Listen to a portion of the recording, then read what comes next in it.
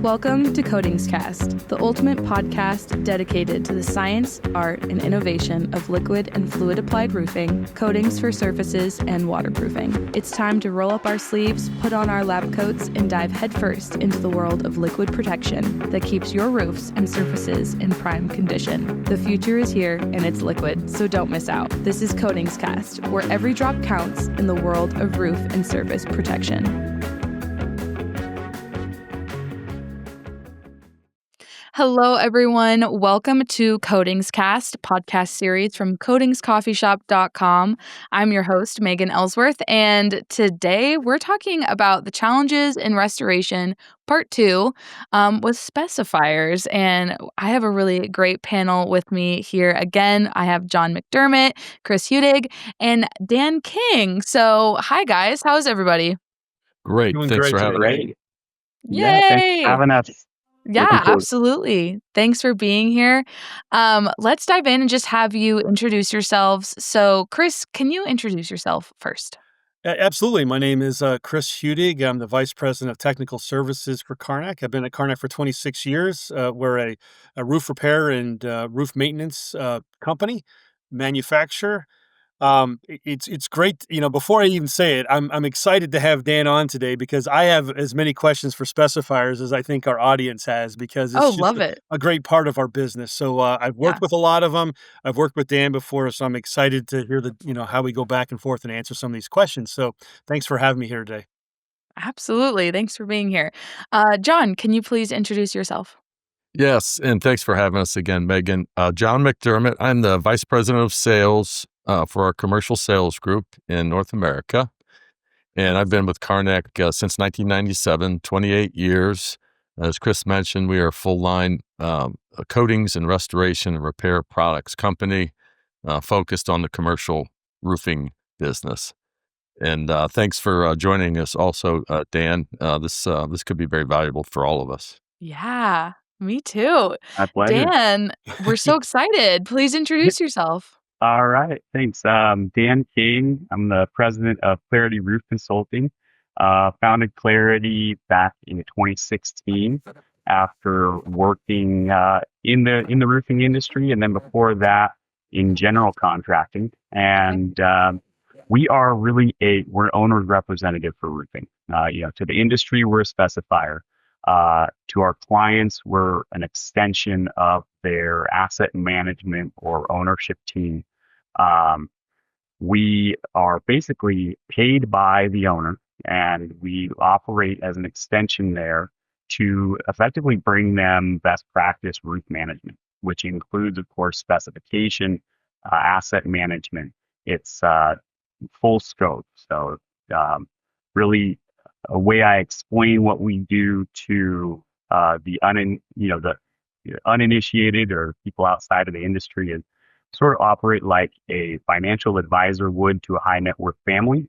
We operate in that mode for entities that own a lot of roof, right? And there's just a lot of delta there in terms of value add and risk management that we can provide.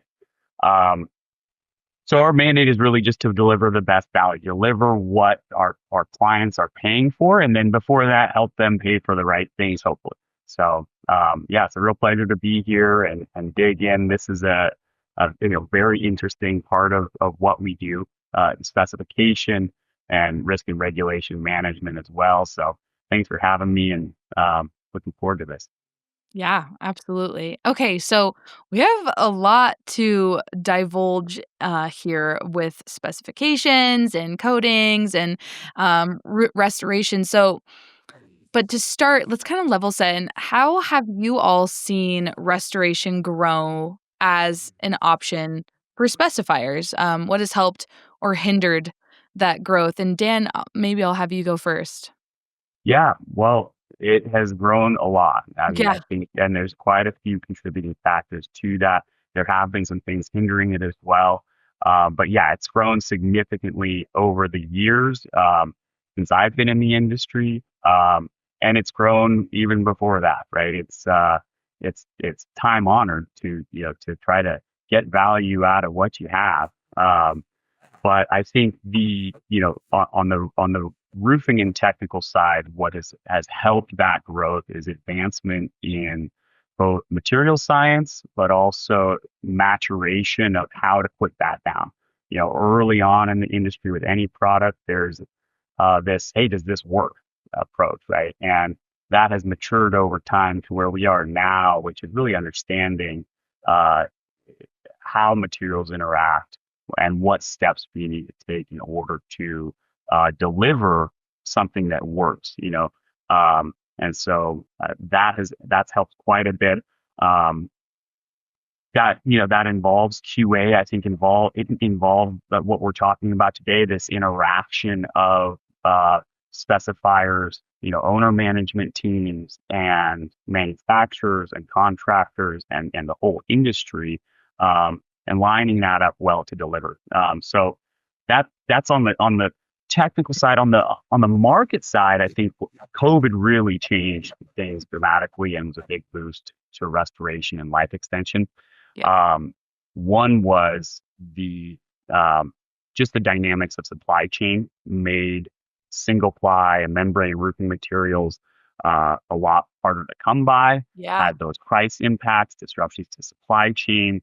At the same time, there was a construction boom and new construction, which created more demand, right? So the relative value of coating systems versus membrane systems, coatings and restoration got a big boost there. The other thing is I think there was more onshore manufacturing and coatings, so those were more readily available. And then coming through and out of COVID, just the increase in risk and risk management from the buyer side of not knowing that the time horizon of the future they could look toward and get shorter and shorter with these disruptions and changes to the market. So more and more they're looking at, okay, how do we defer that large capex? How do we preserve this asset? So there's been knowledge advancement both on the roofing industry side and the real estate management side as well. So on the one more thing with you in California, we have the 2022 energy code went into effect in early 2023. That code requires a minimum U value for membrane or re-roof, anything classified as a re-roof, right? So roof retrofit. And typically that is meant, bottom line, R10 installation, a lot of recover roofing.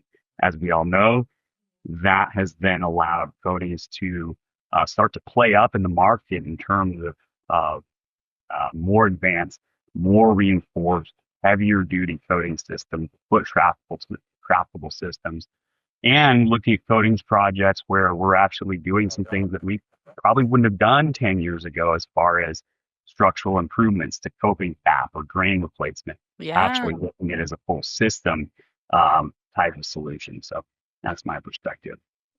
That's great. That's great. Wow. What a way to get started. I think I love what you said about seeing it as a whole system and a whole kind of membrane. That's a really interesting perspective that I've seen more of recently. So, Chris and John, just really quick before we move on, how have you all seen restoration grow as an option for the contractors you work with? You want to go first, John? Sure. Specifically to in the specifier segment, and Dan alluded to this. There was a lot went on with supply and cost several years ago, and I suppose that had as much to do with it as anything, but economic cycles can also. We just know this at KARNAK, we have gotten so much more interest, questions, need for training, need for specifications. That has grown significantly coming directly from the specifier market, the specifier side of it. We always had that from roofers, right? And we had the occasional building owner that contacts us as well. Yeah. The specifiers have been extremely active in coming to us for better information, wanting to build better systems and provide better options, basically. And I think that's got to be driven from their owner client, I suppose. And it's maybe what they're coaching them on too. I suppose Dan coaches his owner client on what's in your best interest for your life cycle cost of this building, and this is a really good option for you. So that's what I see. Interesting. Chris? Yeah, just I'm going to say what I say about specifiers, Dan, take with a grain of salt. These are things I hear, but I am no means a specifier. But I Here we share go. all the same things Dan said, and kind of what John said. I think it's driven from the top down. I think building owners are more educated and have questions that they're bringing to specifiers, and it Yeah. comes over to the manufacturers and to the industry as a whole. I think building owners are more conscientious of the costs, so they want a value to what, so they're going to look at maybe a coating restoration if they're a candidate for something like that. A coating restoration also is going to be very less disruptive on their business, and it's going to happen faster in most cases. Yeah. So they don't want their business interrupted. We want to keep going. We don't want scaffolding. We don't want roofers. We don't want cherry pickers. We just want a roof that's dry. It's going to perform, and we want you gone. And it kind of checks those boxes for that in today's industry, especially when labor is hard to get. The coating restoration applications, usually you're doing more work with less people, and that speaks to the specifier too. They're able to get that project checked off, move to the next project to help the next client, or move on to the other buildings in the portfolio, whatever it may be. Yeah. Yeah. I'd extend on what Chris said there. It made me think of, I think as we get more technology to track, there's just something like the coatings podcast that we're on today, right? There's more information percolating, and more we, I don't want to get too philosophical, but I think there's more and more, there's been a change in looking at your roof as just a cost item to looking at this as, hey, there's an asset here, and maybe this doesn't need to be the pain that it has been from the ownership side. And I think that percolates down from some of these larger aggregations. There's been a lot of roll up in the real estate, building ownership industry, right? There's been large roll ups, Prologis, right, Duke, these big companies, but they're very sophisticated, and they've taken the same kind of analysis that they take. These are analysts coming from Wall Street or other asset sectors, and taking that kind of analysis into their building, and then there's a real conversation that they're interested in having around, hey, you're the deltas, and here's how you can optimize those, right? Versus and that is, I think, possibly, I can only speak from our perspective, but in our role, we have really been able to open conversations based on trust with our clients. They have a painful issue, right? We get started there. We work transparently. We build that trust, and we can then, and then success breeds success. And so you can start to look at, restoration, actually, threading a line between where value actually is. Whereas if you didn't have that shared knowledge and that ability to move knowledge across from head to head, right, you end up just being more risk averse. Well, okay, we'll just run it into the ground and then we'll re-roof it. Okay, we'll run it into the ground. Okay, anybody can do that, but to actually manage an asset well is, are dozens of people probably, or more, the more you go out in those circles that are sharing information to be able to get to that end. So I think that's really helped with coatings, because coatings, I think, like any roof that is built on the roof, right? The more of the actual waterproofing and construction of that system that takes place on the roof, the more that type of spec is going to suffer from, and maybe I'm a little biased, but that's going to suffer from a lack of standardization and specification, because there is then an open race to the bottom where roofers will then be bidding against ghosts, and maybe the ghost is, another roofer that's just super cheap. Where do we cut these corners, right? Those are going to be cut in spec and application as well. Well, I loved what you were talking about. It takes more skill to, maintain that asset and maintain that roof than just, every 10 years tearing it off. I completely agree. So With all of the new, rules and regulations, how do you all stay on top of what matters for a successful job? And maybe, Chris, you can hit this first and then everyone else can fill in. Oh, rules and regulations. Okay. It's a challenge, and Dan's gonna have his opinion. I'm just, what I hear from specifiers and contractors. It's a Yeah, challenge, they know their area very well, but sometimes when you get outside of it, because a lot of these rules and regulations can be from different counties, from different states and regions and things like that, and it's hard right. for everyone to keep on top of all that. So I would always say lean on the manufacturer first. I don't know them all either, and I'll be the first to admit it. But would I go find it out for you? Absolutely. I'm going to dig Yeah, into it, and I want to do that because it's going to make me better. And for the next person that's in that region that's got a question, hey, I know the answer already. Lean on yeah, the manufacturer. For them, there's also specification tools those manufacturers can provide specs in, master spec or whatever format you may want. yeah, There's also organizations out there like IBEC that just help keep things, everybody knows what's going on or where to go if there's, what's great about those organizations too is the minute there's something kind of rumbling that's going on, they let everybody know that, and you can, where it goes to, you can kind of monitor it. You can join in because usually some organization is going to have meetings, virtual meetings, or announcements that you can log into to have them sent to you, things like that. Um, KARNAK's, we're active members in the Roof Coating Manufacturers Association and the Roofing yeah, Alliance. So both of those, we try to help everybody out because I think, everybody working together is gonna help a much bigger impact on that. So things like that, I think are ways in which we try to stay on top of rules and regulations. And I'll let the others say other things that may come to mind in their line of work. yeah. Dan? Chris, Yeah, Chris, well, Chris kind of Chris, covered I it for me. totally agree with. Oh, go ahead, John. Go ahead. No, I said Chris covered it for me. Perfect, John. I was going to say, Chris. Yeah, I mean, I think I was going to actually say quite a few of those things.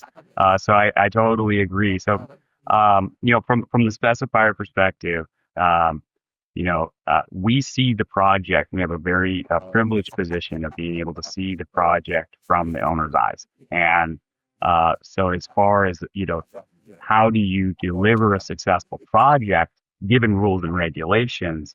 We start way above rules and regulations. We literally ask that same question to our clients just without the rules and regulations part. What does success look like?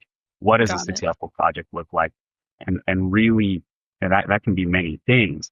But starting there, then we are just navigating through asking more questions. And so doing our job right is asking a lot of questions, and you take those questions from over here and you turn them into questions and translate those questions to over here, right? And so asking that, so then we go, from there down into, okay, so you could meet all the rules and regulations for technically and deliver a totally unsuccessful project, right? So Right. um, that piece is table stakes. It's a necessary but not sufficient condition to success. So um, from there, I think about it as kind of pulling on threads, and those threads, and those are relationships that we then have a lot of get a lot of knowledge from. There's subject matter expertise held in manufacturing. We go to fire marshals, we go to code officials, Mm, um, we go definitely to SPRI, RCMA, NRCA, IBEC, and there's a little publication, the Roofer's Coffee Shop, that you guys present some good stuff too. And having a finger on those pulses, it's really kind of picking up where risk might be and getting curious about making sure that's not going to happen here, and then I dotting and T crossing. And so that'll yeah. get us into the documentation side. But once you find those areas of risk, find those requirements, now we need to then work that into to the entire package that sets a foundation for bidding, and then contract execution. So another one, not to get too nerdy, the ICC iCodes library, I Oh, find very yes. helpful. I find really helpful. You can get in there, create an account, and then you can actually search codes, bookmark those, and build out kind of code libraries related to those projects. Roofing contractors can be helpful, but it's really about again getting barriers to information, lowering those barriers to information so that you can get lots of good heads working on the same problem from different perspectives. So. Yeah, absolutely. No, wow. That's Chris. why getting a specifier is so important, what Yeah. Dan does. I mean, really, because he's got a playbook. He knows what needs to be done, where Yep. building owner and a contractor trying to go about this themselves sometimes isn't always gonna work out smoothly. Mhm. And you don't know what you don't know. So I think, again, that's why a specifier is so important. Exactly. You really don't know what you don't know. That's so true, Chris. And I think also it just kind of having that guiding hand, necessarily that is super helpful in the sense of making sure that you are in compliance and everything's met and you're not liable for anything. So in y'all's experience, do things like compliance or paperwork kind of shape the way jobs are managed or bid? Dan? Yeah, no, just to highlight that, I mean, I think humility as a specifier is another, that's part of my playbook. It is I realize that I am not being paid to be the smartest guy in the room. I'm being paid to deliver value for our clients, and sometimes that means restoration, sometimes that means re-roofing, it can mean all different specs. But by then staying humble and just asking, staying curious and humble, that there's an incredible wealth of knowledge in this industry, and sometimes it takes a few conversations. Hey, do you who's a guy you work with that has handled this kind of spec, this kind of Yeah. situation? I had one recently that is like they've got a new building and it's rattling in the wind. It's like, this is a weird, it's not leaking, it is an acoustical problem, right? And so then working through network to find and get, lo and behold, we have network that worked on this problem, had a similar situation in Florida, and okay, now we can get at those solutions. So just knowing that I don't know everything, and that is what I'm being paid to do, is find out and ask questions, knowing those right questions to ask. And you're right, Chris, like without a specifier, without knowledge on the owner buyer side, then there is you can't have a functioning market, right? And so putting knowledge onto the owner buyer side, whether that's a specifier, maybe they have a great in-house person, but someone that is flexibly able to ask questions and sort of float alongside the go-to-market chain, and then help everybody reduce risk along the way. And that starts, you asked about compliance and paperwork. That's where that all those questions eventually flow into what we call ours a project manual. And that sets a foundation.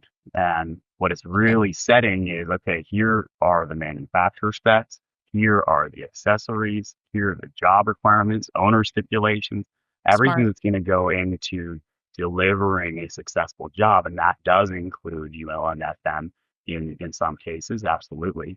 And that then will shape what kind of contractors are going to be qualified to deliver on that system. And it also sets the stage for another set of checklists. I don't know if you guys have read, is a book by a doctor. His name's Atul Gawande, and it's called the Checklist Manifesto. And it's a fantastic that I think everybody should read it that does project management, because what you're talking about are checklists of checklists, right? And I so love the projects checklists. make you go, yeah, love them, especially my honeydew. Yeah. Yeah. I love checking them off and seeing it done. Yes. So I So can appreciate that. satisfying. Yeah. Yes. Well, I think Um, this really goes to show that, like, it really behooves contractors to work with specifiers and consultants and kinda have that person with the checklist, with the project, the folder, everything in one space, not only for the building owner, but also for the contractor, for sure. Definitely. Absolutely. I mean, I think about what we do as being an aligner.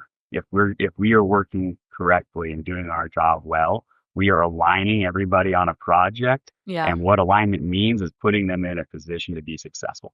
And that is the contractor, the manufacturer, other trades as well.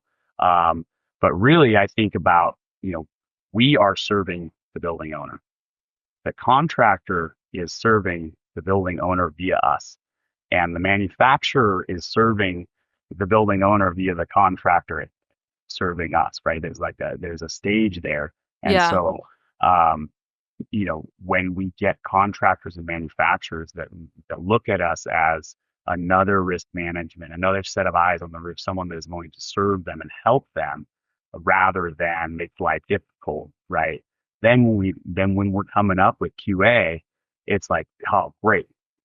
We wanted to deliver this job well anyway, and now you've given us an opportunity to do that. We caught this, and you can really see that. You see that in KARNAK. You see that in groups that want to do the right thing and have a long-term focus on success. So Yeah. Wow, this is fascinating. So, are there things specifiers need to keep in mind about insurance when planning a project? yeah, well, I think I thought about this one. There's the broad question. There's Yeah. I didn't know where to go with it a little bit, but there are two areas of risk that I see. One is the physical risk, actual material risk.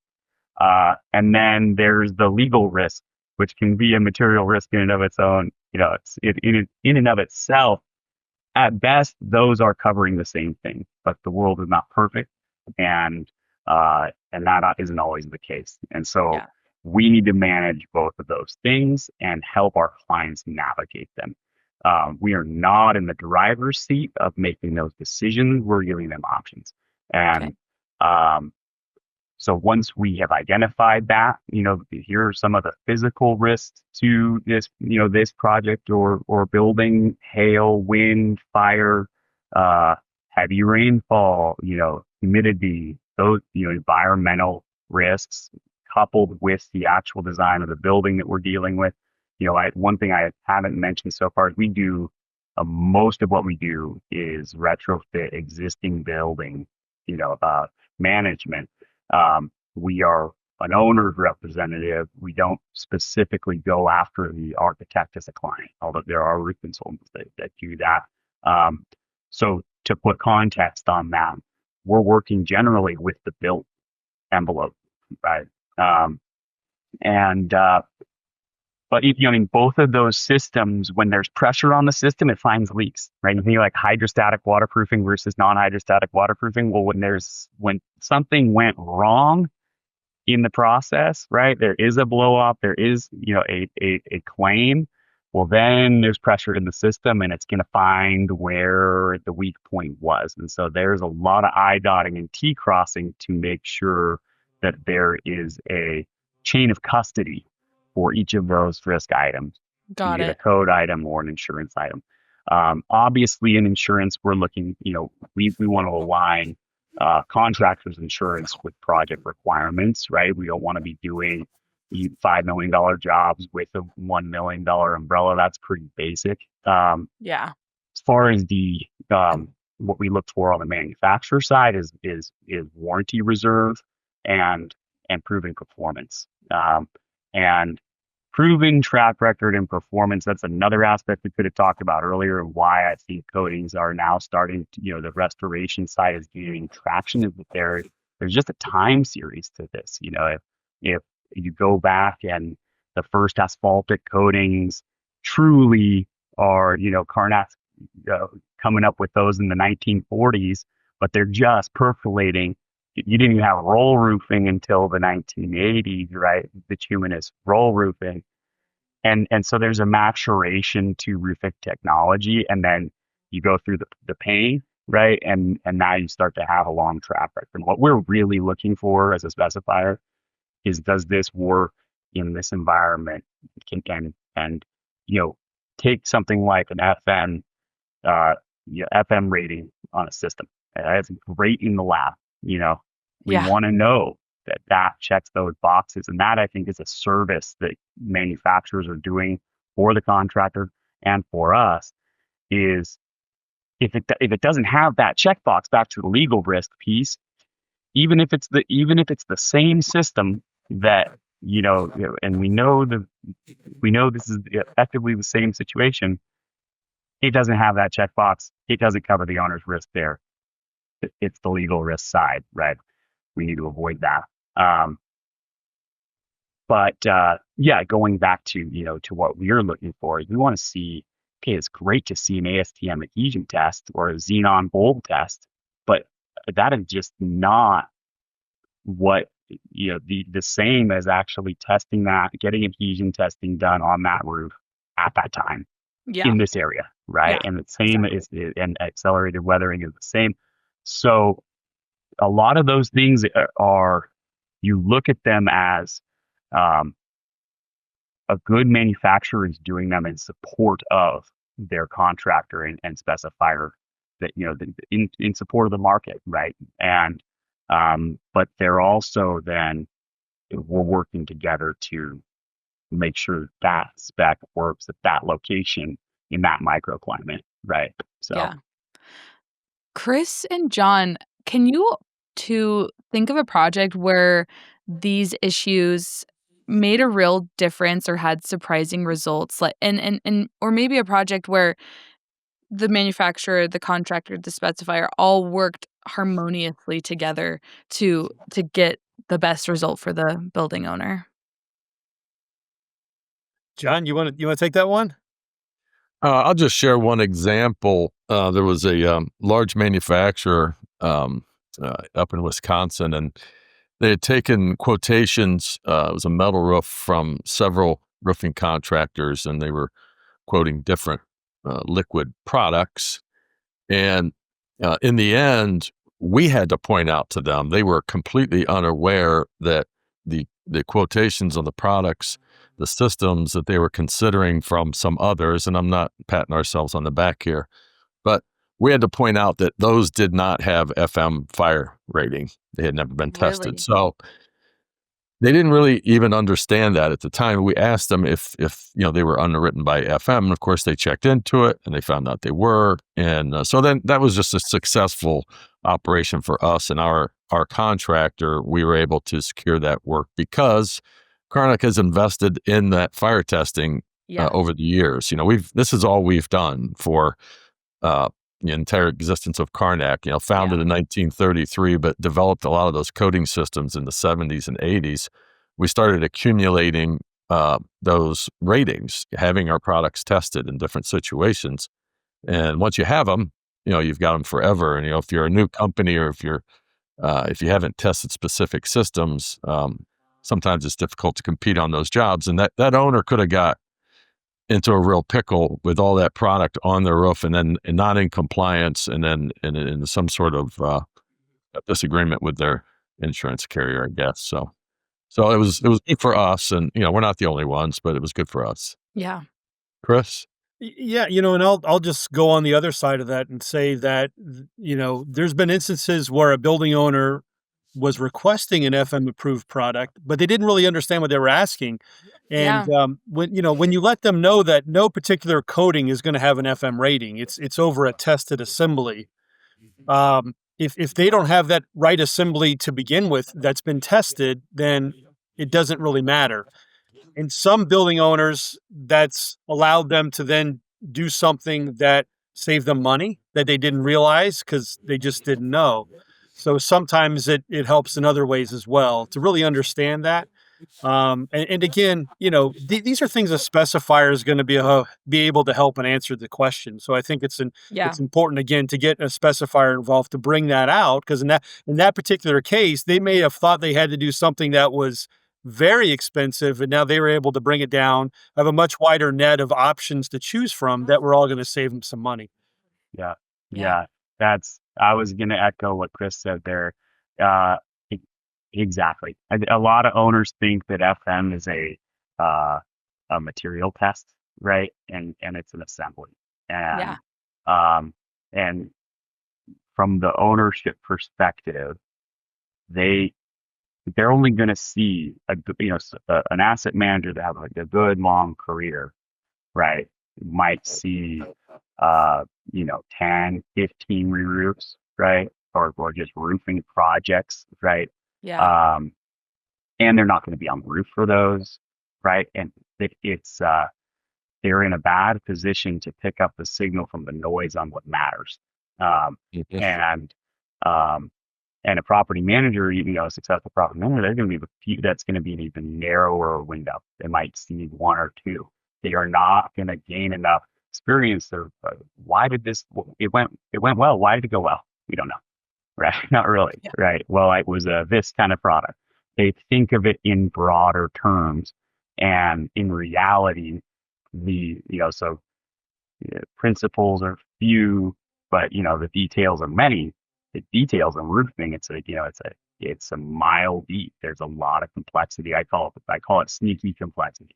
You know, and so I'll talk to building owner like, yeah, we've been doing TPO roofs and we've been successful. I'm like, okay, great. What kind of TPO? How do you attach them over what system are you doing Yeah. it, right? There and it's not to confuse. And I think that this is where another thing in the industry that I really love, and I think it's a sign of maturity in the industry is that a lot of us are gearing more and more and more. I mean, it's really what we do, but I see it in the manufacturer, I see it in the contractors as well, gearing toward uh, explanation rather than confusion. And you can Yeah. see this in some, I think historically a lot of the industry was sold on, a lot of the sale was happening on confusing the client, right? And rather than educating Mm. the client. And so I think, yeah, I totally agree with what Chris said there. Um, there's, they can have an assumption. Well, we heard we need FM, right? Why? What is your insurance, right? Let's go through this process. Um, the things that I can think of are on don't not related to FM necessarily, but related to that, collaboration and information sharing piece of getting in. And contractor actually reached out to us to say, we think this client needs a specifier here. And it was a cold storage, um, big building. Third is kept at 29 degrees Fahrenheit, and the rest of it's Oh, wow. 32. Metal deck, inverted roof assembly, um, and uh, they had an ESG mandate to do solar on it, and we came in and they had um, the contractor, the solar installer had assumed they needed to re-roof because there was an old roof, but it's the inverted old EPDM, um, and um, and so they had this system where they're going to mechanically fasten insulation down. I know we're off of the coatings topic, but they're going to That's okay. mechanically fasten insulation, throw metal fasteners through the deck. They were aware, to their credit, of avoiding thermal bridge. So then they were going to adhere yet another layer of insulation over the top of that to avoid the thermal bridge, and then roof an exposed roof with then a ballasted solar system on it. It's just a ton of expense. And Whoa. and we got in and just started asking questions. And it ended up that roof system was it was very old and needed to be re-roofed before you throw a 25-year, I think it was, solar system on there. But it was intact. It was a good system. And so we ended up reskinning, taking off the paver system and reskinning it. No penetrations, right? And saving it was like I think it was just about $1 million of cost. The end project was less than half of what they had budgeted for, and it was a Oh, way wow. better system. And it just came in from asking questions: Why did we arrive here? Had to do with the structural as well. Mhm. Hey, we don't have enough load. We got to take this panel system off because we don't have enough capacity and weight load to put the ballast solar system on. okay, can I just see those calcs? Who did them? Well, I think it was, okay, let me talk to them. Oh, this calc. Can you show me your calcs? And it's like digging in. I'm looking at, a legal pad, scratch and walking through with this guy. And it's like, there's the ballast. It was in his calc, and so the whole project was operating off of just one little missed piece of information that the structural had the calc in there, and everybody else thought he didn't. And it's like, so that is where that alignment, and that happens on, as far as with what we do in restoration, it happens on projects where you're going, okay, we thought it was this way, we find it's this way, and that's where that humility and information sharing comes in. Like, okay, what's best for the owner? I can now work with them, get to, so they have the full picture on the manufacturer side, work with them with the full picture, and the contractor as well. So, yeah, I mean, that's every project. I thought about this one was like, it always makes it makes a difference on every project. And a lot of times it's avoiding a negative. And so you don't have, a lot of these stories of, yeah, we did it right, and these bad things could have happened, I think that, Yeah. the many nights of good sleep during rainstorms and hailstorms and windstorms are the story there. And that comes from collaboration for sure. Yeah. Collaboration. I love that. And teamwork and trusting one another on the roof. And I love it. So have you run into any common attitudes from either contractors or building owners when it comes to these topics, kind of building off of what you just said, Dan, of the mistakes that can be made and how we can easily, a lot of times it's an easy fix. So and how do you all kind of work together as Chris and John, the manufacturer, with a specifier? Well, I think in my past dealings with Dan and with other specifiers is the specifier is writing the specification for a particular, say, a coating restoration product. Yeah. They'll come to us. We'll talk about the products themselves, what we think. We'll do some verification or maybe an adhesion test for them, things like that we can do in the field. But I think collaboratively we work in helping them design their specification because I mean, at the end of the day, that is the legal binding document that's going to be Yep. everybody's going to follow. So, if our products are being used, we want to make sure they're used in the right way, that it sets a good expectation, that sets for success, and that's in working with specifiers to get that done. Yeah. Yeah. Absolutely. Yeah, agreed. Common attitudes. I mentioned the building owner. Often I think about it as, and this is not to be disparaging, but operating a little bit by braille to their credit. They often are able to operate by braille pretty well. But they're putting puzzle. It's like operating by like a fly-by-wire system rather than operating with the thing itself, right? And Yeah. so if I can cross-check these things, I don't actually need to know. As that's the thought, but you do in the end of the day, and because that's where where the value comes in, is asking those questions. So I think that can happen on the building ownership side, is just putting these larger buckets on things that are actually fairly complex, and the devil is in the detail.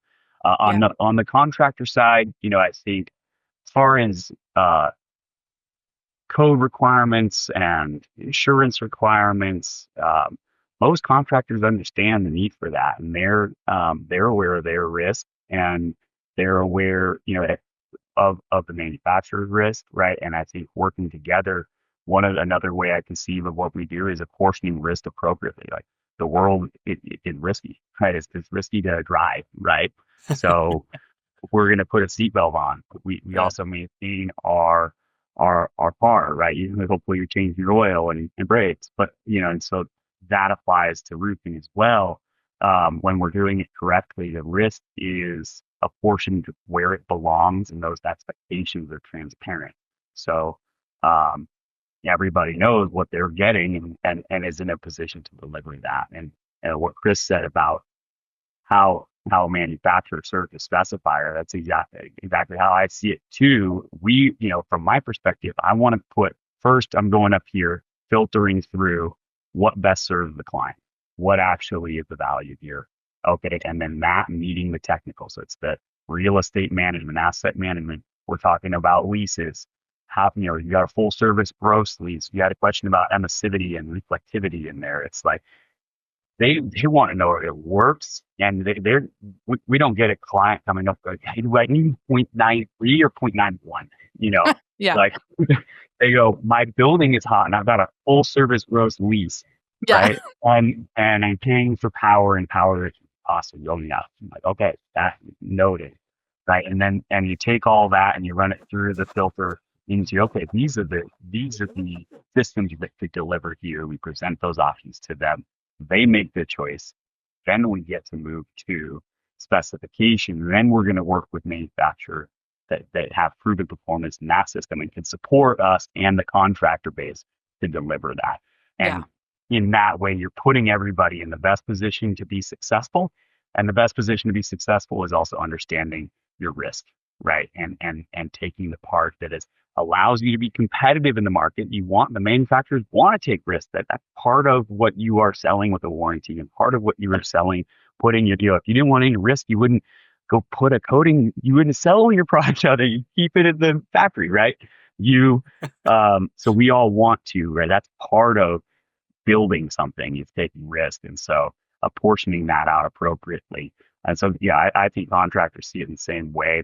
One thing, I mean, we encounter from time to time, we encounter an old school contractor. Contractors have someone, they have a lot of ego, and they go, all right, let's see. They're so in the roofing industry that they go, all right, it's like, let's see who knows more about roofs here. Like, all right, we're looking at a whole nother thing, right? Yeah. I mean, that's pretty rare. And I think in general, it's the attitude is, hey, how do we work together to deliver what we want to deliver here? So That's fabulous. So I just love seeing like how collaborative this process can truly be. And I just can't thank you all enough for the wisdom. We have the KARNAK directory on coatingscoffeeshop.com where people can learn more. And then karnakcorp.com or .org? Correct. .com? Corp.com. Mm-hmm. Perfect. And then, but Dan, where can people reach out to you with questions? What's your website? Where can people go and ask questions if they have them? Yeah, so our website is just www.clarityroof.com. CLARITY roof.com. We have LinkedIn. I think it's LinkedIn/Clarity Roof if you look for Clarity Roof Consulting. And don't do much on Instagram. But if you want to reach out to anyone on this podcast and get my email, I'm not going to put it out there because I already get enough spam calls. But reach out. You can reach out directly through our website as well. So it's just clarityroof.com. Amazing. Amazing. Well, and thank you, Dan, so much for the wisdom. And I highly recommend any contractors out there or applicators that are listening to this to go check out IBEC as well. We've mentioned that a couple times. We've mentioned a lot of really great associations that have wonderful information and education and training. RCMA. I got to plug in RCMA.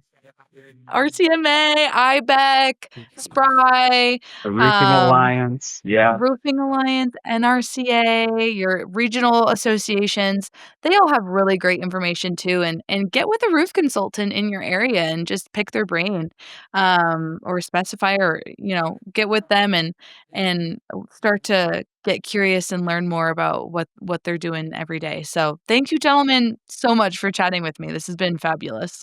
Yeah, thanks so much, Megan. Appreciate it. Thanks, Dan, for being on with us today. Thank you, John. Thank you, Megan. Thank you. All right. And thank you, KARNAK, for putting this 2-part episode series together with us. We love working with you guys. Definitely, please, everyone, go check out their directory on coatingscoffeeshop.com and rooferscoffeeshop.com to learn more, see all the other great stuff they've done with us, webinars, articles, podcasts. And definitely please also make sure to subscribe and ring the bell to subscribe to our podcast channel wherever you listen to your podcast. And we'll see you next time on the next CoatingsCast. Thanks for joining us on this coating adventure. Stay tuned for more episodes, and in the meantime, be sure to follow us on social media to stay updated with all things roof coatings. Until next time, stay coated. For more information, go to coatingscoffeeshop.com.